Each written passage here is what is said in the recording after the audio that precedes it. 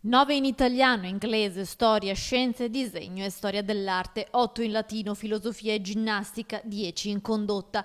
Domenico sarebbe stato ammesso con un punteggio di 22 su 25 alla maturità, tra i migliori della sua classe. Peccato che oggi Domenico quei voti non li abbia potuti ammirare, portato via da una tragedia ancora senza spiegazione che gli ha impedito di vivere uno dei momenti più significativi per un adolescente, la maturità.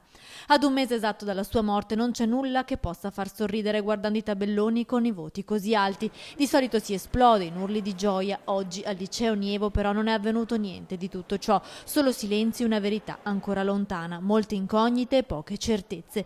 Vedendo i voti di Domenico ci ricordiamo le parole di mamma Antonia che proprio ai nostri microfoni aveva raccontato delle capacità del figlio. Era un ragazzo mite, ecco, amava la musica, amava studiare la lingua inglese, in generale prediligeva le materie umanistiche rispetto alla matematica o a materie del ramo scientifico, però era impegnato a scuola, era studioso, molto regolare, quindi era un ragazzo che quando doveva lavorare rendeva conto e si impegnava.